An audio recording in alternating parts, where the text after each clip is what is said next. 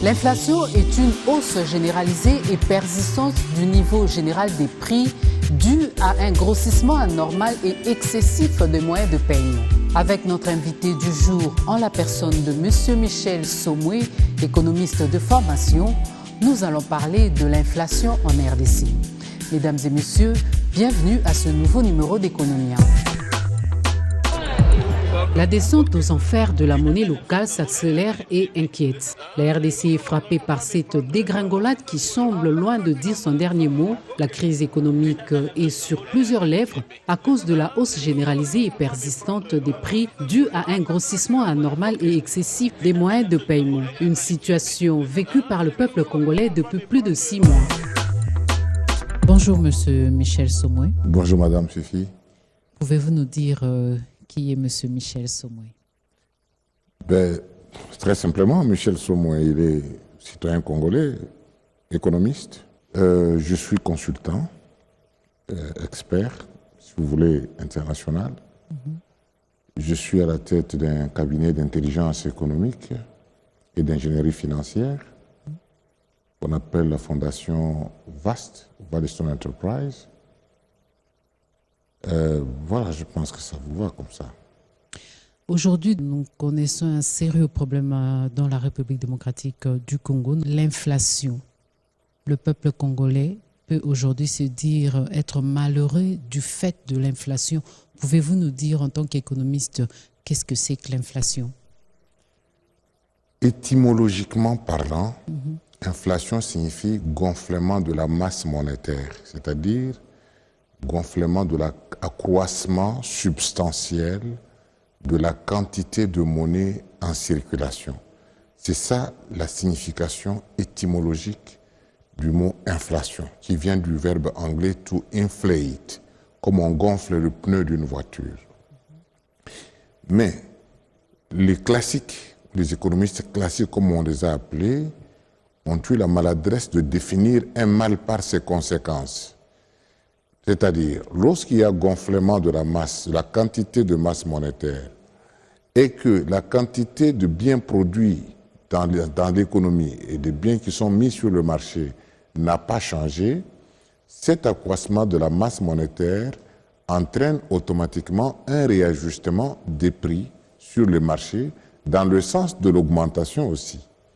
Donc, lorsque cette augmentation des prix dure plusieurs mois, minimum entre 3 et 6 mois, à ce moment-là, on commence à parler de l'inflation. L'inflation, donc, telle que définie aujourd'hui par la science économique, qui subit les maladresses des économistes classiques, signifie un accroissement substantiel et durable de l'indice général des prix, c'est-à-dire de la quasi-totalité des prix sur le marché.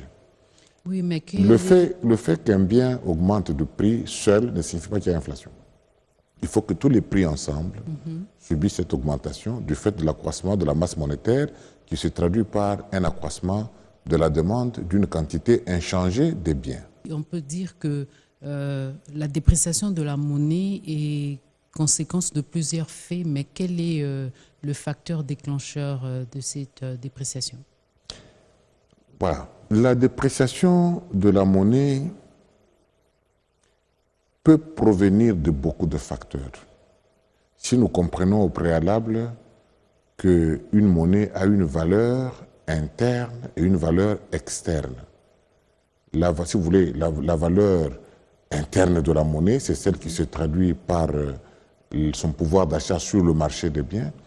Et la valeur externe de la monnaie, c'est sa valeur par rapport aux autres devises, c'est-à-dire la valeur de la monnaie exprimée en unité d'autres monnaies sur le marché d'échange. Là, on n'est plus sur le marché des biens et services. C'est donc sur le marché d'échange qu'on voit la question relative à la dépréciation de la monnaie. Et cette dépréciation peut être provoquée par beaucoup de facteurs.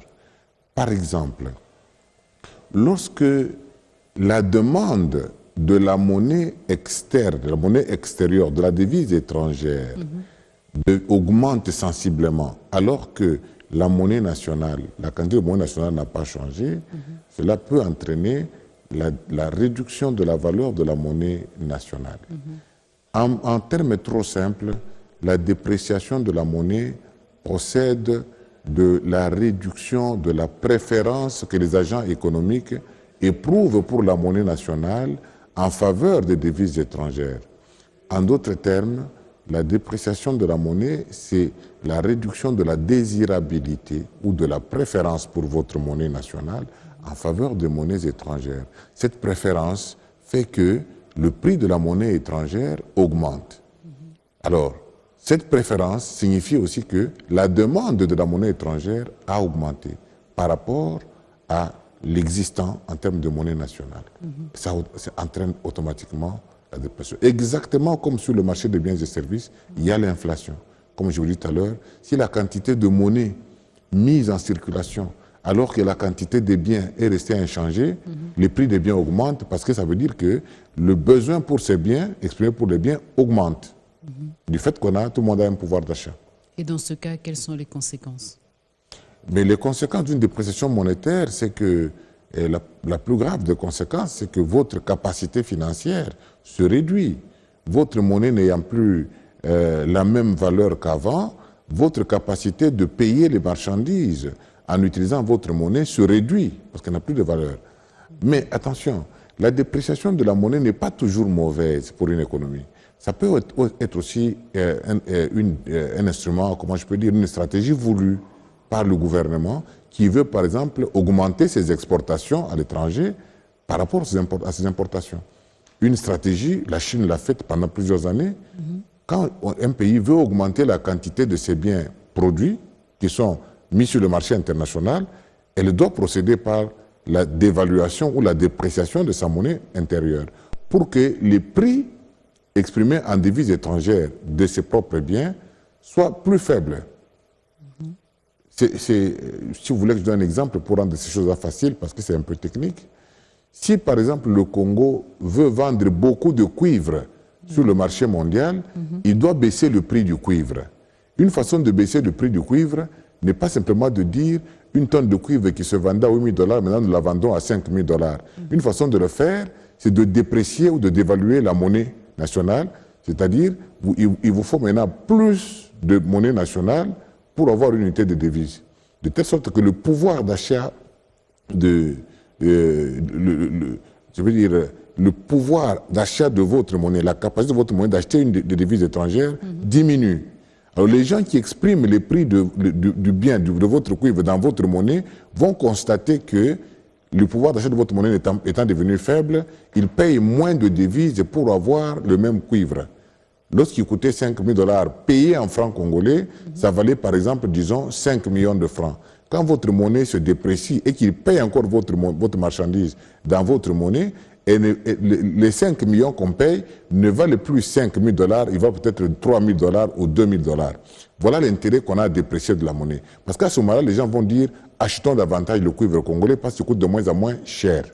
C'est ça l'avantage pour un gouvernement de déprécier ou de dévaluer sa monnaie quand il s'agit du gouvernement. Oui, mais à quel moment est-ce que le marché sent cette dépréciation de la monnaie? Voilà.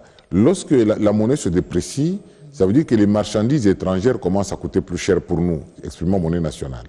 Donc, comme nous importons beaucoup, toutes les marchandises que nous allons importer en utilisant notre propre monnaie vont nous obliger d'utiliser plus de francs congolais pour acheter une marchandise qui est libellée en dollars américains ou en euros ou en yuan chinois. Alors, à ce moment-là, quand les marchandises arrivent dans notre pays, les importateurs vont chercher à les vendre, à récupérer ce qu'ils ont dépensé en francs congolais pour acquérir les devises.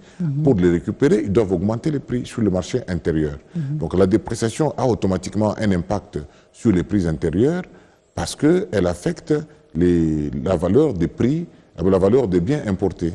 Donc en d'autres termes, lorsque vous laissez votre monnaie se déprécier, vos importations deviennent trop chères, vos exportations deviennent moins chères. Théoriquement, ça veut dire que vos recettes d'exportation vont baisser, vos coûts d'importation vont augmenter. Et ça crée naturellement un déséquilibre sur votre balance de paiement qui va se répercuter comme déséquilibre également sur le marché intérieur.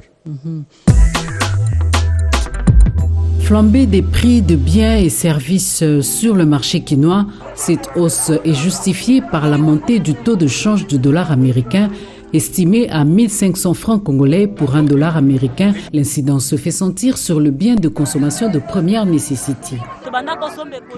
Le prix de la chikwang a augmenté. Aujourd'hui, cela coûte 1200 francs. La vente n'est plus bonne.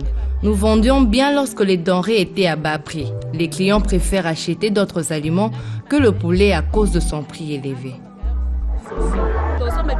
Nous achetons les aliments à prix élevé et quand nous le revendons à notre tour, nous augmentons également le prix. Conscient de cette instabilité financière qui perturbe le gagne-peu congolais, à chaque matin à la découverte du taux de change, les cambistes de l'UPN dans la commune de Ngalima se décident de se prendre en charge à leur manière. Nous avons initié cette opération à cause de la hausse du prix du dollar. En tant que chargé de discipline de cambistes de l'UPN, nous avions pris cette mesure de brûler tous les tableaux de taux de change car le taux augmente pour des raisons que l'on ignore. C'est la quatrième fois que nous opérons de cette manière, que le gouvernement nous assiste car le taux de la banque réel est méconnu. Nous demandons à d'autres cambistes de faire la même chose que nous, pour que nous puissions bien travailler. Les vendeurs de magasins affichent le taux à leur gré alors qu'ils viennent changer leur argent auprès de nous.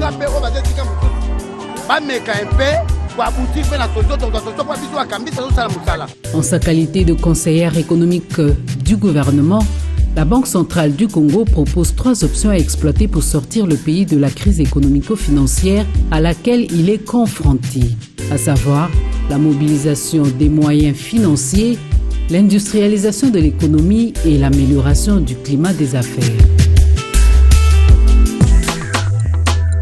Quelle peut être la solution justement pour combattre une inflation? Comme je dis, ça dépend de ce qu'on veut. Si on veut, du point de vue stratégique, gagner des parts de marché à l'étranger en vendant plus de marchandises pour gagner le marché, comme pour faire la tautologie, à ce moment-là, il faut laisser la monnaie se déprécier. Si vous avez naturellement des marchandises à vendre à l'étranger et vous voulez que vos marchandises battent les marchandises des autres, les Chinois vendent leurs biens dans le monde entier parce que leur monnaie est faible. Vous comprenez? Le yuan chinois, le renminbi, si vous voulez qu'on l'appelle aussi ainsi, il coûte naturellement moins cher. Et ça fait que ça donne à la Chine la possibilité d'envahir le monde entier. C'est comme ça que les parts d'exportation de la Chine sont passées pratiquement de 2% à 13% en quelques 20 ans. Et aujourd'hui, la Chine est devenue le plus grand exportateur mondial. Mais il est aussi malheureusement le plus grand importateur mondial. Donc, je disais, si vous voulez vendre davantage sur le marché international, vous avez donc intérêt à laisser votre monnaie se déprécier. Mais attention, cela ne peut vous profiter que dans la mesure où votre monnaie est convertible. Parce que sur le marché international, ça suppose que vous libellez vos marchandises dans votre monnaie nationale, dans votre monnaie locale. C'est quand votre marchandise est vendue à l'étranger sous le libellé de votre monnaie nationale que vous pouvez en faire de la dépréciation ou de la pression de la monnaie un instrument de politique économique. Mais si votre monnaie est inconvertible, elle ne sert à rien, vous n'allez que subir les conséquences de cette dépréciation. Maintenant, si on veut arrêter la dépréciation, il n'y a pas 18 000 solutions, c'est aussi simple que ça, c'est la politique monétaire. La politique monétaire qui va consister à quoi? À améliorer la préférabilité de votre monnaie par rapport aux devises étrangères. Et cette préférence s'exprime par, comme on dit en termes très simples, ce qui est rare est cher. Vous raréfiez votre monnaie nationale par rapport aux devises étrangères, et à ce moment-là, la monnaie nationale devient beaucoup plus demandée parce qu'elle devient rare, on en a besoin. Mais il faut qu'on en ait besoin. Mais pour qu'à l'intérieur, votre monnaie nationale soit ainsi désirée, que les gens en expriment le besoin, il faut qu'elle soit à mesure de remplir les propriétés d'une monnaie et toutes les fonctions d'une monnaie. C'est-à-dire, on ne demande pas une monnaie pour le besoin, pour la simple détention de la monnaie. On demande une monnaie pour des raisons précises. Soit parce qu'on veut constituer une encaisse, je veux dire, de transaction, c'est-à-dire on a besoin de payer des marchandises en monnaie nationale, on doit faire des achats, mais ça suppose à ce moment-là, pour être un bon instrument de paiement des marchandises, ça suppose que votre économie intérieure est justement capable de produire suffisamment de marchandises dont vous avez besoin et que ces marchandises sont produites sur base de l'investissement effectué en votre monnaie nationale. Mais si vos marchandises sont importées sur la base des biens, d'équipements et autres, des intrants qui sont importés, vous subirez toujours les contre-coups de la devise, de la valeur de la devise internationale. Donc, première fonction. Et vous vous rendrez compte que dans les pays comme le Congo, la monnaie nationale, le franc congolais, ne remplit pas ses fonctions de façon totale. D'abord, au départ, la production intérieure est trop faible, et quand elle est exprimée, ou quand elle est réalisée sur base des investissements étrangers. Ça pose déjà un problème pour ce qui est de la fonction de transaction. Deuxième fonction que la monnaie doit assumer, pour être demandée, pour être désirée, il faut que votre monnaie soit capable d'assumer la fonction de réserve de valeur, de réserve de pouvoir d'achat. C'est-à-dire qu'il faut que votre monnaie soit un instrument dans lequel chacun de ses détenteurs estime qu'il peut différer sa consommation d'aujourd'hui pour conserver son pouvoir d'achat afin de consommer davantage dans le futur. Mais si votre monnaie ne se prête pas à cette fonction, si le dollar américain assume mieux cette fonction que votre monnaie nationale, les gens vont constituer leur réserve de valeur, leur pouvoir d'achat, conserver le pouvoir d'achat sous forme de devises étrangères. C'est ce qui arrive chez nous. Le franc congolais n'est pas une monnaie sûre pour garder sa richesse sous cette forme-là pendant plusieurs mois, pendant plusieurs années. Les gens préféreront toujours le dollar américain parce que le dollar américain, il est liquide. Il est liquide à tout moment. Le franc congolais n'est pas liquide, il n'est pas convertible. On préfère garder la richesse sous forme d'une monnaie qui est liquide, qui est convertible, qui est stable, une monnaie qui est vraiment monnaie, c'est-à-dire dont la demande ne décroît jamais, dont l'utilité marginale, c'est-à-dire le désir là, ne décroît jamais. Or, le franc congolais, son désir décroît. Il suffit d'en avoir beaucoup aujourd'hui. Si on vous donne aujourd'hui 2 millions, 3 millions de francs congolais, vous allez vite chercher des biens refuges dans lesquels vous pouvez garder votre pouvoir d'achat. Vous allez acheter la télévision, vous allez acheter une voiture, vous allez acheter des devises. Donc ce n'est pas un instrument de conservation du pouvoir d'achat. La dernière fonction que la monnaie doit assumer, qui est la plus importante, c'est que la monnaie doit vous servir des talons de valeur. C'est-à-dire que tous les biens, la valeur de tous les biens que Dieu a créés au monde, qui sont dans votre économie, doivent être mesurés en unité de votre monnaie. Il faut que ce soit en unité de votre monnaie. Il vous souviendra, madame, que le franc congolais n'a plus d'unité. Une unité monétaire, c'est-à-dire un franc congolais égale combien? Voilà l'unité d'une monnaie. Alors quand votre monnaie ne s'assume pas cette fonction-là, ça pose un problème.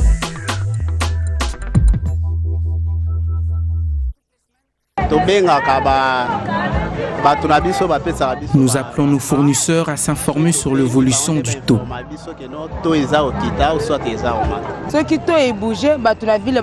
Nos fournisseurs de la Gombe prennent toujours soin de nous informer lorsqu'il y a baisse de taux. Vous avez un compte en bas, en dollars. Les dollars, c'est d'abord, quand on parle du dollar, on sent déjà que vous êtes sécurisé. Il y a la sécurité qui domine presque partout dans le monde par rapport à l'économie. Le premier réflexe, compte tenu de notre économie qui n'est pas du tout stable, on préfère épargner dans une monnaie forte et qui ne subit pas trop de fluctuations. Pour notre monnaie, le franc congolais, on ne peut pas s'hasarder. Vous pouvez remarquer que de plus en plus, notre monnaie est en train de se déprécier davantage. Notre monnaie n'est pas soutenue par l'économie. Si je dois épargner 5 000 francs congolais le mois passé et que je dois les retirer vers fin juin par exemple, les 5 000 francs là ne pourront pas acheter la même quantité de biens à la fin du mois de juin. Pour se sécuriser, on préfère épargner en dollars. Notre monnaie n'est pas stable. De temps en temps, les monnaies, ce n'est pas dur, ce n'est pas fort. C'est à cause que je donne mon argent en banque en dollars, puisque le jour viendra, si le dollar s'alimente, mon argent aussi s'augmente. On a compte épargne dans la banque, ils ont un dollar. J'ai un compte épargne en dollars parce qu'avec cette fluctuation du taux, c'est très avantageux d'épargner en dollars. Monsieur Somoué, dans le cas actuel de la RDC, pensez-vous que la planche à billets soit une solution? À mon avis, oui. À mon humble avis, oui.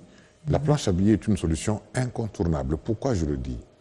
Parce que si le dollar américain est ainsi demandé, si abondamment demandé, c'est parce que c'est la seule monnaie qui est disponible.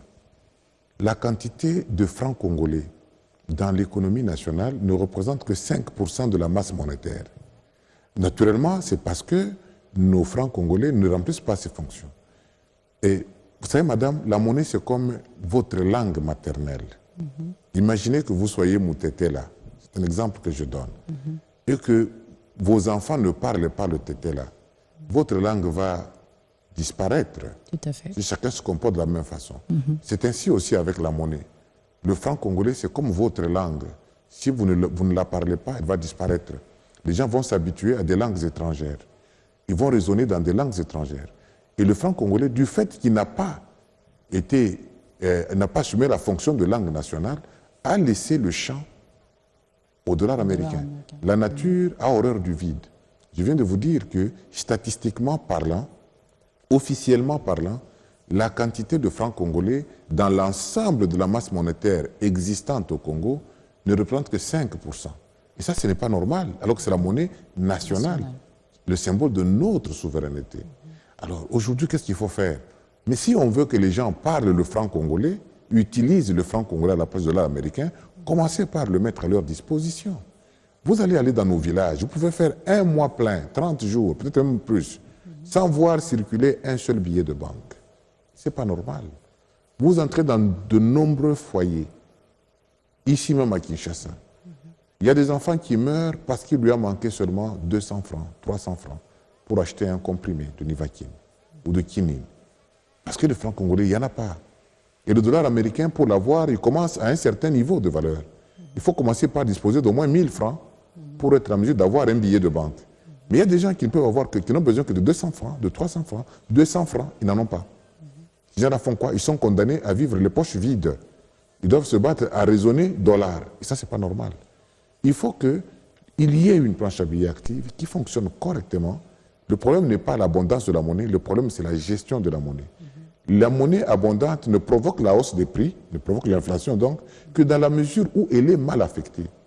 Lorsque la monnaie est imprimée, mise en circulation, le mal n'est pas dans la monnaie, le mal est dans l'utilisation qu'on en fait. Comme dit la Bible, ce n'est pas ceux qui entrent qui posent des problèmes, mais ceux qui sortent de notre bouche. C'est ainsi aussi avec la monnaie. Aujourd'hui, il faut d'abord commencer par combler le vide, c'est-à-dire disposer d'une fonction de demande de monnaie bien établie. La monnaie doit servir, comme je l'ai dit, première fonction, en caisse de transaction. Nous devons être capables d'avoir une masse monétaire qui soit proportionnelle à la quantité des biens existants sur le marché, c'est-à-dire à notre PIB. La première référence par rapport à la masse monétaire, c'est le PIB. À ce moment-là, nous définissons ce qu'on appelle le taux de liquidité de l'économie nationale. Le taux de liquidité de l'économie congolaise, toute masse monétaire confondue, se limite à 11%. Ce n'est pas normal. Et quand je vous dis que le franc congolais ne représente que 5% dans cette masse de 11%, cela veut dire que le taux de liquidité effectif de l'économie nationale, mesuré en termes de francs congolais, est de 0,001%, peut-être. Vous comprenez? Ce n'est pas normal. Et si le dollar américain se retirait, et si les Américains disaient du jour au lendemain, plus de sortir de nos billets à l'extérieur, le Congo est mort. Ce n'est pas normal. Il faut que notre monnaie soit imprimée, qu'elle soit mise en circulation, mais qu'elle soit gérée efficacement.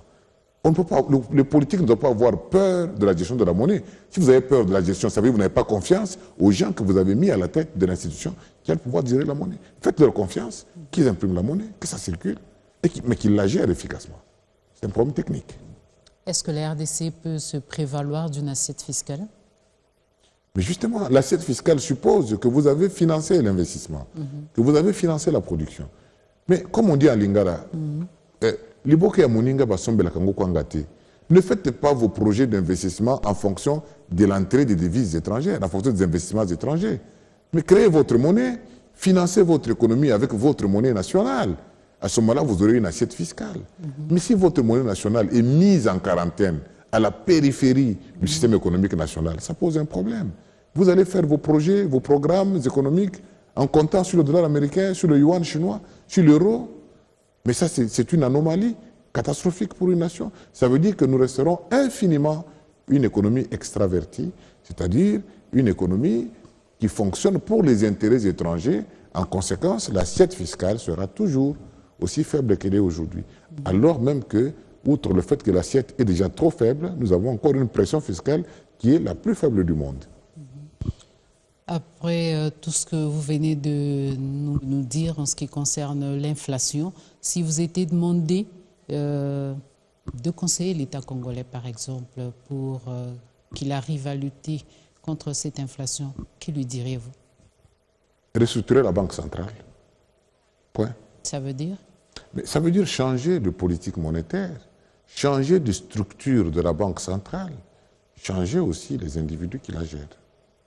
Quand vous dites changer les structures de la Banque centrale, en termes clairs, qu'est-ce que ça veut dire? Quelles sont les structures qu'il faudrait changer? Qu'est-ce qu'il faudrait mettre à la place? Il faut commencer par assigner à la Banque centrale du Congo une mission qui réponde aux besoins de l'économie nationale. Quel est le problème fondamental que nous avons dans ce pays? C'est un problème de mise en valeur de nos ressources naturelles. Nos ressources naturelles ne sont pas exploitées à due concurrence par les nationaux. Vous savez, des dotations que nous avons dans le secteur agricole, dans le secteur minier, on n'a jamais atteint 5% d'exploitation de nos capacités, de nos dotations naturelles. Ça pose un problème. C'est-à-dire qu'il y a un sous-emploi, ou sinon un non-emploi des capacités, des ressources dans notre pays. Donc la politique que la Banque centrale devrait poursuivre en priorité, c'est la politique de plein emploi des capacités du pays. Il faut d'abord utiliser. Le chômage, comme on en parle, madame, il n'y a pas que les hommes qui chôment. Il y a le poisson qui chôme dans l'eau. Oui. Il meurt de vieillesse. Il n'est pas exploité, pendant que les hommes meurent de faim. Il y a la forêt équatoriale qui chôme ici dans notre environnement. Inexploitée. Elle n'est pas exploitée. Il y a la terre. Nous avons 132 millions d'hectares de terres arables. Mais nous importons jusqu'au cure-dent. La terre n'est pas exploitée. Notre souveraineté monétaire est aujourd'hui totalement compromise. Quelqu'un disait, si l'Oufou ferme, nous mourrons de faim. Aujourd'hui, c'est l'Angola qui nous nourrit, l'Oufou nous nourrit, nous, le Congo, avec 132 millions d'hectares. C'est-à-dire une étendue de terre comparable à celle de la Chine. La Chine, avec ses 132 millions d'hectares à peu près comme les nôtres, nourrit le monde entier. Nourrit d'abord tous les Chinois, et puis nourrit le monde, y compris le Congo, qui a la même superficie, la même étendue de terres arables que la Chine. C'est pas normal. Ça signifie que notre terre chôme. Alors tous ces facteurs de production et toutes ces ressources qui sont au chômage doivent être mises en valeur. C'est ça la politique de plein emploi. Les États-Unis d'Amérique ont confié à leur banque centrale, la Réserve fédérale, comme première mission, le plein emploi des facteurs. Deuxième mission, la stabilité du système financier. C'est clair. Mais nous n'avons même pas de système financier au Congo, madame. Ça pose un problème. Nous avons quelques banques parasites qui sont là comme des banques vampires qui sucent les individus, qui nous sucent du sang et qui pompent à l'extérieur tout ce qu'elles aspirent de l'intérieur. Ça pose un problème. Il faut une politique monétaire nationale qui se fonde sur le besoin effectif d'une monnaie nationale. Et à la population, un mot à leur dire? Comment doivent-ils se comporter face à cette inflation? Mais écoutez, la population, je ne voudrais pas la considérer comme victime, je la considère comme complice de la situation que nous vivons. Parce qu'une population qui ne connaît pas ses droits, une population qui ne sait pas revendiquer, une population qui ne sait pas voir là où ça ne va pas, mais il ne faut pas en avoir pitié. Et tout ce qu'on peut leur demander, c'est d'éveiller un minimum de leur conscience. Vous savez, madame, aujourd'hui, si le Congo est ce qu'il est, sur le plan politique, je dévie un peu, sur le plan politique, c'est parce que, on dit en français, le peuple n'a que des dirigeants qu'il mérite. C'est nous-mêmes qui élisons nos représentants, ceux qui finissent par nous gérer. Ils sont le produit de nos propres choix. Alors de quoi on doit se plaindre? Alors qu'est-ce qu'il faut faire? Il faut changer, à l'occasion des élections, notre vision de notre propre société, de notre propre existence. Nous devons savoir nous prendre en valeur nous-mêmes et savoir exactement ce que nous sommes et ce que nous voulons. Mais pour y parvenir, il faut d'abord que nous ayons des yeux bien ouverts pour que nous sachions qu'est-ce que Dieu, le Créateur, a déjà fait pour nous. Et qu'est-ce qu'il attend de nous à partir de ce qu'il a fait pour nous. Mais si nous devons continuer à fonctionner comme des poissons qui, dans l'eau, meurent de soif, alors là, il y a un problème. Il faut que la population, un jour, se réveille et qu'elle se rende compte qu'elle est en train de marcher, de piétiner sous ses pieds. Je vais faire la tautologie, sous ses pieds qu'elle marche sur sa richesse, sur son destin. Nous sommes en train de le piétiner nous-mêmes. Nous sommes en train de gober des théories et des principes qui nous sont imposés par l'étranger, comme si à l'intérieur de ce pays, il n'y avait pas d'intelligence. Nous sommes en train de nous doter des institutions qui sont en réalité des porte-voix des intérêts étrangers, comme si nous n'avions pas, nous aussi, des besoins humains, comme si nous n'étions que des animaux faits pour mourir et pas pour vivre. Chaque anniversaire que nous fêtons n'est pas un signe de l'accroissement dans la vie, de la croissance de notre vie, mais tout simplement un pas vers la mort. Comme disait un philosophe africain, en Afrique, on ne vit pas, on meurt. Et ça, c'est pas normal. Ça, c'est un problème du peuple. Merci, Monsieur Michel Somoué. Merci d'avoir répondu à notre invitation et nous pensons vous revoir très bientôt. C'est moi qui vous remercie. Donc. Merci beaucoup. Nous avons donc parlé de l'inflation monétaire en RDC manifestée par la crise économique. L'État congolais se doit de produire une masse monétaire nationale suffisante pour la consommation des transactions locales à l'interne. Mesdames et messieurs, c'est par ici que nous mettons un point final à ce numéro d'Economia. Merci de l'avoir suivi. Au revoir.